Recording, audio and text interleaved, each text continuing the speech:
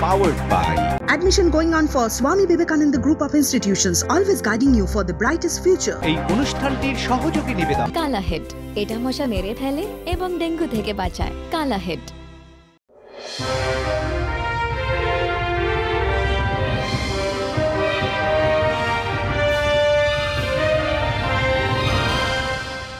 শুরু করছি tough talk with Ritabrata.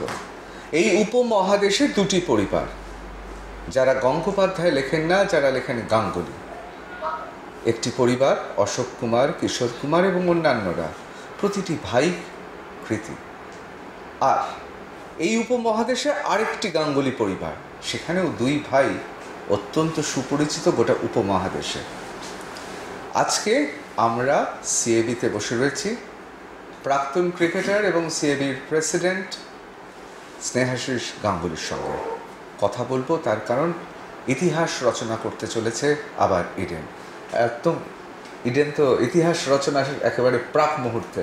একদম, আর কয়েকটা দিনের খালি অপেক্ষা, যার জন্য এত আমাদের প্রিপারেশনস গত 4 মাস ধরে। তারই যেটা বলে যেটা আলটিমেট পয়েন্ট, সেটাই আমরা 5 তারিখে পৌঁছে যাব। কীরকম লাগছে? জগমোহন ডালমিয়ার পর ইতিহাসে লেখা থাকবে যে ওয়ার্ল্ড কাপ খেলার অভিজ্ঞতা একজনই রইল, তিনি হচ্ছেন সিএবির প্রেসিডেন্ট স্নেহাশিস গাঙ্গুলি। ইতিহাসে নাম উঠে গেল। অনেস্টলি ওনার মতন একজন ব্যক্তিত্বের সঙ্গে যদি নাম থাকে, তাহলে বলবো এটা as a cricketer, as an administrator একটা বিরাট প্রাপ্তি। এর বেশি আর কিছু লোক এক্সপেক্ট করতে পারে বলে আমার মনে হয় না, হয়তো আমিও এক্সপেক্ট করবো না। কারণ ওনার সময় is a different personality, as a human being is different. Administrator কিরকম আমরা সবাই জানি, বাট আমি ওনাকে ছোটোবেলা থেকে, একদম ছোটোবেলা থেকে, যখন আমার বয়স হয়তো 7-8 ইয়ার্স থেকে, তখন থেকে আমি দেখেছি। বাবার সঙ্গে যখন সিএবি আসতাম, তারপর ক্রিকেট খেলেছি, ওনাকে আরও ক্লোজলি দেখেছি। So as a man is absolutely different. He knows how to handle situations, সেটা অনেকটা আমি দেখেছি। আর অ্যাডমিনিস্ট্রেটর ওয়াইজ আমি ওনাকে কী ব্যাখ্যা করবো, ইজ অ্যাবাউট দ্যাট, আমার সেই সাহস নেই ওনাকে কোনো ব্যাখ্যা করার। Is about all. But definitely ওনার টাইমে 1996-এ ওয়ার্ল্ড কাপ যখন হল, আমরা যখন সেমিফাইনাল পাই, তখন আমরা মনে আছে আমি তখন গ্যালারিতে বসে দেখেছিলাম। সেটা একটা আলাদা অনুভূতি। As a cricketer, as a player তখন বসে দেখেছিলাম। তখন স্বপ্নেও করে ভাবতে পারিনি আজকে আফটার 27 ইয়ার্স আমি এরকম একটা ম্যাচ অর্গানাইজ করবো, ওয়ার্ল্ড কাপ অর্গানাইজ করবো, যার মধ্যে ইন্ডিয়া সাউথ আফ্রিকার মতন একটা heavyweight match followed by semifinal. So it's a great feel. এবার আমি প্রাক্তন ক্রিকেটার হিসেবে প্রশ্ন করব, অনেকে বলছেন বিশ্বকাপে যত ম্যাচ খেলা হবে বা হয়েছে, তার মধ্যে এই ম্যাচটা একটা দারুণ ম্যাচ। অনেকে বলছেন বাক্সিংহের লড়াই হবে। এক্স্যাক্টলি, এই বিশ্বকাপে এখন অবধি যা ক্রিকেট হয়েছে, আমার মনে হয় এই দুটো টিম দ্য বেস্ট। গতকাল আমরা দেখেছি সাউথ আফ্রিকা যেভাবে নিউজিল্যান্ডকে হারিয়েছে। খেলা দেখতে দেখতে আমার একবারও মনে হয়নি যে কোনো কম্পিটিশন হচ্ছিল, but New Zealand such a good side. এটা বলতে পারো এক ধরনের একটা ফাইনাল আমরা আগে দেখে ফেলতে পারছি। 5 তারিখে 2টা থেকে খেলা আরম্ভ হবে। তারপর যে রুদ্ধশ্বাস একটা অ্যাটমসফিয়ার গানসে থাকবে, সেটা আমি এখন থেকেই বুঝতে পারছি। আমার একটা জিনিস খারাপ লাগছে, লোকের চাহিদা মেটাতে পারছি না। কারণ আমার এই ক্যাপাসিটি 65,000, তার অর্ধেক নিয়ে লড়াই করছে। কারণ এবার যেহেতু এটা আইসিসি টুর্নামেন্ট, সবাই জানেন যে অনলাইন টিকিট সেল হচ্ছে প্রায় মোর দ্যান 30%। কিছু আইসিসি বিসিসিআই নিজস্ব রিকুইজিশনস আছে, যেটা আমাদের ফুলফিল করতে হচ্ছে। তারপর যেটুকু ব্যালেন্স সিএবির কাছে আছে, সেটা তো একদমই সবার আশা মেটানোর জন্য খুবই কম। তার কিছু করার নেই, এটাই নিয়ে করতে হচ্ছে। এখানে আবার দুটো প্রশ্ন আছে। এক প্রশ্ন আছে যে ধরুন কোনো একটি এমন ঘটনা ঘটছে পাড়াতে, সেই জলসাতে আমন্ত্রিত নয় একটি পরিবার, বা কেউ যেতে পারছে না, তার স্বভাবতই তার তো দুঃখ হবে, ক্ষোভ হবে। সিএবি এবং সিএবির প্রেসিডেন্টের ওপর অনেকেই বিষোদ্গার করছে, তার কারণ টিকিট পাচ্ছে না। এর রহস্যটা কি? আমি তো বললামই আগে যে আই জাস্টিফাই, যে দেখুন আজকে আমি যদি টিকিট পাই আর আপনি যদি না পান, তো আপনি তো একটা জায়গায় রেখে তো যাবেন। তো যা বললাম যে আমরা অর্ধেক ক্যাপাসিটি নিয়ে অপারেট করছি, যেখানে আমাদের ক্লাবস আছে, মেম্বার্স আছে, সবাইকে কিছু না কিছু স্যাটিসফাই করতে হচ্ছে। আমাদের যারা এই বিরাট কর্মকাণ্ডে যুক্ত আছেন, যত গভর্নমেন্ট এজেন্সি, সবাইকে আমাদের কিছু কিছু করে স্যাটিসফাই করতে হচ্ছে। বাট হ্যাঁ, ডেফিনেটলি যারা পাচ্ছেন না তারা একটা বিরাট ম্যাচ থেকে দূরে সরে যাচ্ছে। হ্যাঁ, আমাদের টিভি যেভাবে আজকে ব্রডকাস্ট হয়, যদি অনেস্টলি বলেন মাঠের বাইরে বসে খেলা দেখতে অনেক ভালো, যারা ক্রিকেট বোঝে, বল টু বল যেভাবে রিপ্লে দেখানো হয় সেটা একটা অন্য ব্যাপার। কারণ মাঠে বসে মাঠের যেটা অ্যাটমসফিয়ার, তার সঙ্গে পার্ট হয়ে সেটাকে এনজয় করা, তার একটা আলাদা ফিলিং। তো সেখান থেকে যারা হয়তো বঞ্চিত হচ্ছেন তাদের একটা আক্রোশ থাকা স্বাভাবিক। অনেকে দুষছেন যে এই অনলাইন ব্যবস্থাটা, অনেকে বলছেন এটা শুধুমাত্র লোক দেখানো। যখনই কেউ বুক করতে যাচ্ছেন দেখছেন সোল্ড আউট, খোলার সঙ্গে সঙ্গে সোল্ড আউট। কোথাও কি মনে হচ্ছে যে এই যে অনলাইন প্রক্রিয়াতে কোনো ধরনের এমন কোনো ঘটনা ঘটছে যেটা হয়তো আমরা বুঝতে পারছি না? তার কারণ অনলাইনে টিকিট পেয়েছেন এরকম লোকের সংখ্যা প্রায় খুঁজেই পাওয়া যাচ্ছে না।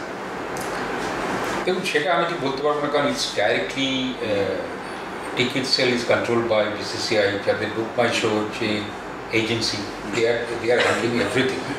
তো আমরা we are not directly or anyway we are involve in this, মানে আমরা জানি না। আমরা we are just given a manifest to BCCI, যার মধ্যে ওরা CAB যেটা প্রাপ্য সেটা দিয়েছে, rest are going on online. এবং সেটা ইন্ডিয়াতে, কলকাতা বলে নয়, বিভিন্ন প্রান্তে যেখানে এই বছরের world cup, that's a part of the stadium rights, যেটা আপনাকে ফলো করতেই হবে। কারণ একটা জিনিস মনে রাখতে হবে, দেখুন আমরা it's an ICC tournament, international cricket council world cup, এবং আপনি জানেন যে আজকে যে কোনো ইন্টারন্যাশনাল টুর্নামেন্ট, সে ফুটবল হোক, অলিম্পিক হোক, ইভেন আমরা যদি উইম্বলডন চাই, সেখানেও কিন্তু অনলাইনেই টিকিট সেল হয়। অফলাইন আমার মনে হয় না কোনো অপশন আছে অফলাইনে। সেই কারণেই it's mandatory by ICC to BCCI that you have to sell your tickets online. এটা সব জায়গাতেই হচ্ছে। আমরা যেহেতু এই সিস্টেমটার সঙ্গে এখনও সেইভাবে জড়িয়ে উঠতে পারিনি, সেই জন্যই আমাদের একটা ডিফিকাল্ট সিচুয়েশনের মধ্যে যেতে হচ্ছে। বাট দেখুন, যেটা সিস্টেম সেটা আমাদের ফলো করতেই হবে। আপনার কাছে কি খবর আসছে যে কলকাতার বিভিন্ন জায়গায় টিকিটের কালোবাজারি হচ্ছে? ইতিমধ্যে কলকাতা পুলিশও, আমি ঠিক জানি না sir, no idea about this. তো সেটা জানি না, সেটা নিয়ে I can't make any comments. কোথাও কি মনে হচ্ছে এখন যারা সত্যি খুব ক্রিয়াপ্রেমী, এবং এটা তো ঠিক কথা, যতই মোবাইলে বা টেলিভিশনে বসে আমরা খেলা দেখি, ওই সময় মাঠে থাকা মানে ইতিহাসের সাক্ষী হওয়া, এই বিষয়ে কোনো সন্দেহ নেই। এখন কি কোনো সুযোগ আছে যে টিকিট কেউ কিনতে পারেন বা কাটতে পারেন? না, মানে আমি যতদূর জানি যে total tickets has been sold online. তো আমার মনে হয় না আর সেই রকম কোনো স্কোপ আছে, আর কোনো স্কোপ নেই। যে all sold out, total stadium যেটা আছে সেটাও সোল্ড আউট হয়ে গেছে। আমার মনে হয় না আর সেরকম স্কোপ আছে। আর দেখুন, এটি ইনকান্স বলেই আমরা দেখেছি বাংলাদেশ পাকিস্তান না, সেখানে দুটো টিমের সেরকম ওয়ার্ল্ড কাপে সেরকম স্টেক নেই, সেখানেও কিন্তু ইনকান্স বলেই আজকে 40,000 লোক এসছে। মানে এটা আমরা ভাবতেই পারি না। দিস ইজ ইডেন গার্ডেন্স, এই জন্যই এর এত মহত্ব। এখানে লোক চায় খেলতে, অ্যাটলিস্ট যারা মাঠে খেলা দেখতে আসতে চায় না, সুযোগ পান না, তারা অ্যাটলিস্ট আমি দেখেছি অনেক আবেদন আসে আমার কাছে যে অ্যাটলিস্ট আমরা মাঠে ঢুকে খালি মাঠে একটা ফটোগ্রাফ তো নিই। দিস ইজ ইডেন গার্ডেন্স, এর এটা অরা একটা অন্যরকম, এর ইতিহাস অন্যরকম। তো এর সঙ্গে কাউকে আমরা কম্পেয়ার করতে পারি না। Eden gardens is different. আপনি যখন ইতিহাসের কথা বললেন, এই ইডেন গার্ডেন্সে এমন অনেক ঘটনা ঘটেছে যেখানে প্রতিদ্বন্দ্বী দলের অধিনায়ক বা সাধারণ খেলোয়াড় কেউ তার জন্মদিনে গোটা ইডেন তাকে অভিবাদন জানিয়েছেন, এরকম ঘটনা ঘটেছে। এবার তো এমন একটি দিন যেখানে বিরাট কোহলির জন্মদিন, শোনা যাচ্ছিল যে CAB দারুণ কিছু একটা করতে চলেছিল, যে সৌরভের শহরে এবার অভিনন্দিত হবেন জন্মদিনে বিরাট কোহলি। শেষ পর্যন্ত কি ভেস্তে গেল পুরোটা? কিছু কিছু আইডিয়াস আমাদের ছিল, বাট দেখুন যা আমাদের এখানে করতে হয়, কারণ আমাদের বলে কেন যে কোনো হোস্টিং মাঠে যারা করছেন কোনো অনুষ্ঠান করতে হলে সেটা আমাদের আগের থেকে একটা পারমিশন নিতে হবে। আমরা সেই অনুসারে মেল করেছিলাম, বাট আমরা সব জায়গা থেকে সেরকমভাবে পারমিশন পাইনি। কারণ আমরা জানি, এটা বুঝতে হবে যে এটা একটা ইন্টারন্যাশনাল ইভেন্ট, সেখানে সব জিনিস বিসিসিআইয়ের হাতে থাকে না, আমাদের অনেক কিছু জিনিস আইসিসি থেকে পারমিশন নিতে হবে, বাট সেটা মেনে নিতে হবে। কিছু কিছু প্রোগ্রামস আমাদের ছিল সেটা আমরা করে উঠতে পারিনি এই ম্যাচের জন্য, but it's part of organizing a match, so এটাকে আমরা মেনে নিয়েছি। অনেকে বলছেন ক্রিকেট প্রশাসক হিসেবে আপনার অগ্নি পরীক্ষা, অনেকে বলছেন যে ক্রিকেট প্রশাসক হিসেবে গোটা পৃথিবীর ক্রিকেট প্রশাসকদের সঙ্গে হৃদ্রতা এবং সম্পর্কটাকে ঝালিয়ে নেওয়ার একটা সুযোগ পেলেন আপনি। আপনি কিভাবে দেখছেন ক্রিকেট প্রশাসক হিসেবে এই ইডেন গার্ডেন্সে আপনার আমলে সিএবির প্রেসিডেন্ট হিসেবে এইরকম একটা গুরুত্বপূর্ণ ম্যাচের দায়িত্ব দেওয়া? দেখুন, যখন ওয়ার্ল্ড কাপ নিয়ে আমরা ভাবনা চিন্তা শুরু করি 2022 থেকে, তখন তো আমরা জানতাম না যে আমরা কী ম্যাচ পেতে যাচ্ছি, পেতে চলে ইডেন গার্ডেন্সে কটা ম্যাচ পেতে চলি। তো বাট ওয়ার্ল্ড কাপ হবে, ইডেন গার্ডেন্সে হবে, তার ভাবনা চিন্তা শুরু হয়। এবং যখনই আইপিএল শেষ হয় 2020 মেতে 23-এ, 8 দিন পরেই আমরা নেমে পড়ি ওয়ার্ল্ড কাপের জন্য পুরো রিনোভেশন, যেটা আপনাকে দেখছেন ইডেন গার্ডেন্সে। ডেফিনেটলি আপনি 4 মাস আগে গেলে কিন্তু এই ইডেন গার্ডেন্স দেখেন, এই ক্লাব হাউস দেখেন, কি এই কর্পোরেট বক্স দেখেননি, কি এই ওয়াশরুম ফেসিলিটিস দেখেননি, কি এই food court, under gallery food court, এই ফেসিলিটিস আপনি দেখেননি। বাট আমরা একটা বলতে পারেন মিশন নিয়ে নেমেছিলাম যে এটা করতেই হবে, because we have to prove that we are different. সেটা মনে হয় আমরা করতে পেরেছি এই 4 মাসের অক্লান্ত পরিশ্রম। তো দ্যাটস আমি মনে করি যে আমাদের সব মেম্বার্সদের, যারা সিইবির 121টা member, including international players, including যারা ভেন্ডার্স, যারা এই বিরাট কর্মযজ্ঞের সঙ্গে যুক্ত ছিল, they have done something which is really appreciable. আর যেটা আপনি বলছেন যে হ্যাঁ, এই ওয়ার্ল্ড কাপের সূত্রে ডেফিনেটলি বিভিন্ন প্রান্তের কি বিভিন্ন স্টেটের যারা আজকের দিনে যারা অর্গানাইজিং, যারা প্রেসিডেন্ট সেক্রেটারি, যারা অর্গানাইজ করছে, এটা তাদের সঙ্গে একটা ক্লোজনেস এবং তাদের থেকে অনেক কিছু শেখার, মানে বিভিন্ন স্টেডিয়ামতে বিভিন্ন রকমভাবে অর্গানাইজ করছে। ধরুন আমি একটা ভিউ পয়েন্টে করছি, মুম্বাই একটা ভিউ পয়েন্ট, এই যে মুম্বাই আজকে সচিন টেন্ডুলকারের মূর্তি হয়েছে ওখানে, তার একটা আলাদা উন্মাদনা। তো ইটস আ লার্নিং প্রসেস, যেটা আমরাও শিখছি, অনেকে হয়তো ইনকামসকে দেখে শিখছে যে হাউ ইটস পসিবল যে 4 মাসের মধ্যে এত কিছু। 4 মাসের মধ্যে বলতে গেলে 18 দিনে আমরা একটা টেম্পোরারি বক্স, কর্পোরেট বক্স তৈরি করে ফেলেছি as per BCCI requirement. So there are lot of requirements যেটা আমাদের ফুলফিল করতে হয়েছে এই 3-4 মাসের মধ্যে। It's not an easy job, but we have done it. So it's মানে আমাদের সত্যি খুব ভালো লাগছে that we have done, we are capable of doing. আমরা দেখছিলাম ইডেনে বিশেষ করে সোফা সেট থেকে শুরু করে বিভিন্ন জায়গায় সাদা রংটাকে প্রাধান্য দেওয়া হয়েছে এবং সত্যি খুব উজ্জ্বল লাগছে। তো অনেকে আবার বলছেন গ্যালারিতে যে সাদা রংটা রয়েছে, এই রংটা তো মানে বিশ্বকাপের পর তো আবার করতে হবে।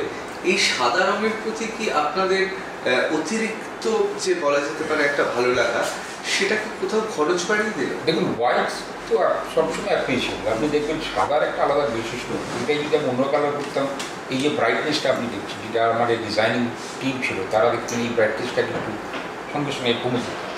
আর দেখুন, আমরা একটা ওয়ার্ল্ড কাপ ইভেন্ট নিয়ে চিন্তা করছি, তার জন্য আমরা একটা ইনোভেশন করি, ডেফিনেটলি সেটা তো মেনটেন হবেই। বাট গ্যালারি আপনি যে কোনো কালারই করুন, কি হোয়াইট করুন, কি অফ হোয়াইট করুন, কি ইয়েলো করুন, কি যাই করুন, because they are expose to nature, এখানে কিন্তু আস্তে আস্তে কিন্তু কিছুদিন পর দেখুন একটা তো পেলনেস আসবে। তো maintenance cost is very high. অনেকে বলছেন 5ই নভেম্বর পরে আবার না রং করতে হবে, কারণ যে জনসমাগম হবে। একদমই করতে হবে না, কারণ আমাদের হাউসকিপিং আমরা এবছর খুবই স্ট্রংলি আমরা মনিটরিং করছি, আমরা everything is very strongly monitor, তো সেটা করতে হবে না। বাট দেখুন, এই যে আজকে আপনি যখন দাঁড়াবেন গ্যালারিতে, যখন আপনি চারদিকে দেখবেন মাঠটাকে, দেখবেন মনে করেন নতুন স্টেডিয়াম, সো কালারফুল। বিভিন্ন জায়গায় আমরা ডিজাইন করে রং করেছি, এই নয় যে আমরা জাস্ট রং করে দিয়েছি। দেখবেন কিছু কিছু স্টেয়ারকেসে কম্বিনেশনস অফ কালার্স আছে, যেটা আপনার চোখে খুব ভাইব্রেন্ট লাগবে। So it has made the stadium very attractive. তো সেই হিসেবেই আমরা করেছি।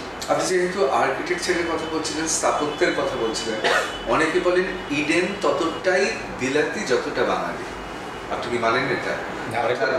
মানে ইডেন যতটা বিলাতি ততটাই বাঙালি, এখনো মানে মানে ঢুকলেই মনে হয় যে একটা ব্রিটিশ একটা ছাপ আছে, আবার ততটাই বাঙালি। ওটাই তো বললাম, ইডেনের ঐতিহ্য যে আপনি দেখবেন অনেক প্লেয়ারের সঙ্গে আমি কথা বলেছি যারা ধরুন ইডেনে ইন্টারন্যাশনাল প্লেয়ার্স, গ্রেট প্লেয়ার্স যারা হয়তো ইডেনে খেলার সুযোগ হয়নি, তারা কিন্তু আফসোস করে যে আমি ইডেনে কোনো দিন একটা টেস্ট ম্যাচ কি ওয়ান ডে খেলার সুযোগ পাইনি। অনেক ডোমেস্টিক প্লেয়ার তারা ইডেনে রঞ্জি ট্রফি খেলার সুযোগ পায়নি, তারা কিন্তু আফসোস করে। সো ইডেনে না খেলার আফসোসটা কিন্তু সবার মনেই আছে প্লেয়ারদের জগতে, যে সবাই চায় ইডেনে খেলতে, লর্ডসে খেলতে, মেলবোর্নে খেলতে, সিডনিতে খেলতে।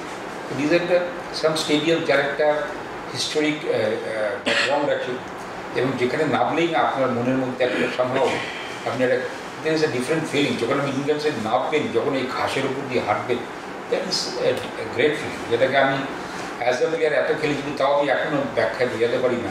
এখনও যখন কখনো নামার সুযোগ হয় যে কোনো ফেস্টিভ্যাল ম্যাচে, তখনই মনে হয় it's something great we have achieve.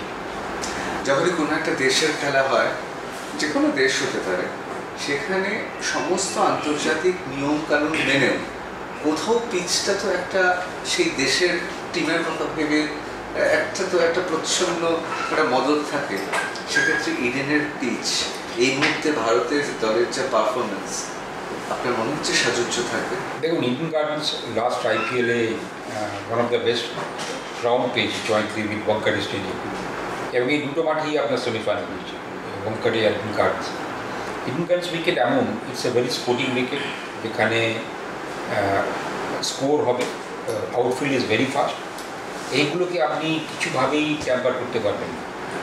So তার যে চরিত্র, ইডেনের চরিত্র, আমি ইচ্ছে করলে ওটাকে ইমিডিয়েটলি টার্নার বানাতে পারবো না, খুব একটা স্লো বানাতে পারবো না। It has got its own pace, own bounce, আর তার থেকে আমরা কিন্তু ডিভিয়েট করবো না। আর Indian team they are playing the super cricket, everybody is in form. তারা ইন্ডিয়ানসে অনেকবার খেলে গেছে প্রতিটা প্লেয়ার, তারা 9 international match, 9 IPL, 9 domestic cricket খেলে তারা জানেন ইন্ডিয়ানের চরিত্র। So they know what is Eden Gardens wickets are. 5ই নভেম্বর এখনো পর্যন্ত আবহাওয়া তো চমৎকার থাকার কথা, আবার ইডেন গার্ডেন্স মানে বা ক্রিকেটের ক্ষেত্রে তো উইন্ড বা হাওয়ার একটা গুরুত্ব থাকে, আর আমাদের পাশেই রয়েছে গঙ্গা। সব মিলিয়ে কিরকম মনে হচ্ছে সব দিক থেকে? আমাদের একটা না, টসটা খুব ইম্পর্টেন্ট। টস একটা important because of the due factor, কারণ এখন খুব ইভেনলি ডিউ হচ্ছে না, কোনো দিন হয়তো খুব বেশি মাত্রায় ডিউ পড়ছে, কোনো দিন হয়তো ডিউ পড়ছে না। So that is a factor. আর ইন্ডিয়ান্সের একটা সুবিধা হচ্ছে আমার মনে হয়, ইফ আই নট রং, আমাদের একমাত্র মাঠ যেটা আমরা পুরো মাঠটাকে কভার করতে পারি। সো এই যে 70 ইয়ার্স গ্রাউন্ড, এটাকে আমরা কিন্তু পুরো কভার করতে পারি। তার জন্য আমাদের পুরো কভার আছে, যেটা আমরা রিসেন্টলি গত 2 বছর আগে লন্ডন থেকে নিয়ে এসেছি। আর আমাদের তার জন্য 80 গ্রাউন্ডসম্যান কাজ করছে এই ইডেন গার্ডেন্সে, এবং দে আর সো ওয়েল ট্রেন যে কোনো যদি এরকম কিছু হয়, so we can cover Eden gardens in 1.5 minutes। 1.5 মিনিটের মধ্যে ইডেন গার্ডেন্স আমরা পুরো কভার করি। তো বৃষ্টি হলেও, বৃষ্টি যদি থেমে যায়, আমরা কভার করি, আবার খেলা স্টার্ট করি। তার রিসেন্টলি আপনারা দেখেছিলেন 2016 যখন ইন্ডিয়া পাকিস্তান খেলা হয় এখানে, তার খেলার 1 ঘন্টা কি 1 ঘন্টা আগে মুষলধারে বৃষ্টি হচ্ছে, একটা গ্রাউন্ড ওয়াজ কভার, কোনো ওভার কাটেলমেন্ট হয়নি, ম্যাচটা হয়ে যায়। এবার আমি আজকে কথা দিয়েছি যে ব্যক্তিগত কোনো প্রশ্ন করব না, ব্যক্তিগত প্রশ্ন এই বিশ্বকাপের পর আলাদাভাবে আপনাকে পাবো, এবং সত্যি আপনার এখন কতগুলো তো পরিবার আছে বিশ্বকাপে, কিন্তু একটা প্রশ্ন না করলে আমার মনে হয় দর্শক আমাকে ক্ষমা করবেন। সেটা হচ্ছে মহারাজরা অর্থাৎ সৌরভ গাঙ্গুলি দাদা ভাইয়ের কি কথা চলছে এই match? Sourav is a part of Eden gardens. আপনি বাংলা ক্রিকেট সৌরভ গাঙ্গুলি ছাড়া ভাবতেই পারবেন। আমি তো ভারতীয় ক্রিকেটই ভাবতে আমি পারছি না, ভারতের পরে আসছি, যেহেতু এটা বাংলা নিয়ে কথা হচ্ছে, যেহেতু কলকাতায় ইন্ডিয়া সাউথ আফ্রিকার ম্যাচটা হচ্ছে, বাংলার মধ্যে রেস্ট্রিক্টেড থাকে। এবং ও খুব এক্সাইটেড, এত সুন্দর ইডেন গার্ডেন্স, এত সুন্দর আমরা ফাসাড লাইট করেছি, আপনি দেখবেন এত সন্ধ্যেবেলা যদি আপনার সময় হয়। So everything as a whole is looking marvelous. He is also very excited. দেখুন, ও এই অ্যাডমিনিস্ট্রেশনে ছিল, 1 বছর আগে BCCI প্রেসিডেন্ট ছিল, তো ওয়ার্ল্ড কাপ ওর শহরে হচ্ছে, এটা তো ওর একটা বাড়তি আকর্ষণ। সুতরাং মানে এই ম্যাচে এখনো পর্যন্ত সৌরভ গাঙ্গুলি তো থাকবেনই, শোনা যাচ্ছে যে প্রাক্তন এবং বলিউড স্টার থেকে শুরু করে টলিউড অনেকেই নাকি এই ম্যাচে থাকছে। আমার ঠিক আইডিয়া নেই বলিউড আসছিল, কারণ আমরা দেখুন একটু সত্যি বলতে আমরা কিছু প্রোগ্রামস করার মাথায় ছিল, বাট আমরা দেখছি এত রেস্ট্রিকশন যে কোনো কারণেই হোক, উইচ ইজ জাস্টিফাইড, কারণ এটা একটা বড় ইন্টারন্যাশনাল ইভেন্ট হচ্ছে। World cup is after is world cup, তো সেই জন্য আমাদের ইচ্ছে থাকলেও আমরা কিছুটা হয়তো পিছিয়ে এসেছি। তাদের করে প্রোগ্রাম অর্গানাইজ করতে গেলে তার একটা প্ল্যান প্রোগ্রাম আছে। বেসিক্যালি যখন আপনি কোনো বড় কিছু করতে যাবেন এবং যদি লাস্ট পয়েন্টটা সেটা রিজেক্ট হয়ে যায় যে কোনো কারণে, যদি একটা আমরা পারমিশন না পাই, সেটা আরও বড় সেটব্যাক, মানে আমাদের পুরো এফোর্টটাই নষ্ট হয়ে গেছে। তো আমরা যখন দেখলাম যে সেরকমভাবে আমরা খুব একটা রেসপন্স পাচ্ছি না, তো আমরা নর্মালি খেলাটার দিকেই আমরা বেশি মনোনিবেশ করেছি, যাতে আর আমরা সেরকমভাবে কোনো প্রোগ্রাম করছি। অবশ্যই, তবে এটা ঠিক কথা, ক্রিকেট ম্যাচে ক্রিকেটের থেকে বড় উদযাপন আর কি হতে পারে। আমি আপনাকে আজকে বিশ্বকাপের আগে আর্টলাসের পক্ষ থেকে আমি আপনাকে অভিনন্দন জানাচ্ছি। আমরা আবার ইতিহাস তৈরি করবো সবাই মিলে। তবে এটা কিন্তু ঠিক, বাংলার প্রচুর ক্রিকেট প্রেমী ক্রীড়ামোদী মানুষ তারা একটু ভারাক্রান্ত এইবারের টিকিটটা না পাওয়ার জন্য। এক্স্যাক্টলি, আমি তাদের জন্য খুব দুঃখিত সব জিনিসটা নিয়ে, কিন্তু আমি আবার বলছি তাদেরকে এটা বুঝতে হবে যে আমরা যেটা অপারেট করছি এই বছর ওয়ার্ল্ড কাপ, সেটা একদম 50% ক্যাপাসিটি, এবং সেখানে সবাইকে সন্তুষ্ট করা সম্ভব নয়। আর যারা সন্তুষ্ট করতে পারেন তাদের কাছে আমি ক্ষমা প্রার্থী, বাট আপনারা আমাদের সবসময় আমাদের সঙ্গে থাকবে, কারণ বাংলা আপনাদের, ইডেন গার্ডেন্স আপনাদের। আমি আপনাদের ইমোশনস বুঝি, কারণ আমিও ছোটবেলা থেকেই মাঠে খেলা দেখেছি। আমি যখন সেই 85,000 দর্শক ছিল, যখন কংক্রিটের চেয়ার্স ছিল, এবং যখন যে চেয়ার্সে 10 জন বসার কথা সেখানে 12 জন 14 জন করে বসতো, সেই সময়তেই ক্রিকেট দেখেছি। ছোটোবেলায় মার সঙ্গে আসতাম যখন আমার বয়স 7-8 বছর, তখন ইডেন গার্ডেন্স ক্লাব হাউস ছিল না, তখন যেটা এখন জে ব্লক, সেখানে 19 নম্বর গেট ছিল। সেখানে ক্লাব হাউস বলতে একটা টালির ছাদের ঘর ছিল, সেখানে আমি দেখেছি নবাব পাটাওয়ারি, ক্লাইভ বা ভিভিয়ান রিচার্ডসকে। সেটা আমার যতদূর মনে পড়ছে 1974 কি 75, বুঝতে পারছেন তখন আমি কত ছোটো ছিলাম। আমার এখনও মনে আছে গুন্ডাপ্পা বিশ্বনাথের 139 সেই সময়, against Andy Roberts, van holder and landscapes. তো সেই সব সময় থেকে আমি ইডেন গার্ডেন্স দেখে এসেছি, যেটা আমি ইডেন গার্ডেন্সের মাঠে বসে খেলা দেখার ইমোশনসটা বুঝি। বাট জানতে ইচ্ছে হচ্ছে, সৌরভ গাঙ্গুলি দাদা ভাই সৌরভ গাঙ্গুলি স্নেহাশিস গাঙ্গুলিকে একসঙ্গে বসে ইডেন গার্ডেনের ক্রিকেট ম্যাচ দেখেছে? অনেকবার দেখেছি গ্যালারিতে বসে। 1987 ওয়ার্ল্ড কাপ দেখেছি, আমার এখনও মনে আছে, যেটা এখন বি ব্লক, যেটা সেখানে আমি বসে আমার কাকাদের সঙ্গে বসে দেখেছিলাম। আমরা 2 ভাই, অ্যালান বর্ডার তখন ক্যাপ্টেন, আর মাইক ক্যাটি, যেটা অস্ট্রেলিয়া 250 করেছিল, ইংল্যান্ড 246 করে হেরে গেছিল ম্যাচটা, সেটা আমার মনে আছে। 1996-এ ইন্ডিয়া ভার্সেস শ্রীলঙ্কা আমরা 2 ভাই একসঙ্গেই বসে দেখেছিলাম, সেটা এখনকার এই ব্লক থেকে গ্যালারিতে বসে দেখেছিলাম। সে অনেক কিছু মনে আছে আমার, এখনও মনে আছে টনি গ্রেগের ইংল্যান্ড কেম ব্যারিংটন, তখন ইংল্যান্ডের ম্যানেজার টনি গ্রেগের ছিলেন 1977 কি 78 সালে। মানে দাদা ভাইয়ের অনেক স্মৃতি। আমরা ইংল্যান্ডে এত দুজনে মিলে এত বাংলার হয়ে খেলেছি, খেলার পার্ট হলো। আর দর্শক হিসেবেও আমরা অনেক ম্যাচ ইংল্যান্ডে বসে গ্যালারিতে দেখতাম, বাবা টিকিট দিয়ে দিন গ্যালারিতে এসে দেখতাম। অসংখ্য ধন্যবাদ। আমরা সবাই চাই ক্রিকেটের উদযাপন হোক এবং একটা ইতিহাসের দ্বার প্রান্তে রয়েছে, কিন্তু তার সঙ্গে সঙ্গে এটাও খুব স্পষ্ট যে অনেক মানুষ এবার ক্রিকেটের টিকিট থেকে বঞ্চিত হলো। অনেকের মনে প্রশ্ন, ক্রিকেট কি তাহলে চিরকালই ধনীদের খেলা নাকি আমজনতার? এই প্রশ্নের উত্তর অবশ্য সময় দেবে। অসংখ্য ধন্যবাদ। টাফ টক উইথ ঋতব্রততে একটা বিরতি নিচ্ছি, বিরতির পর ফিরে আসছি।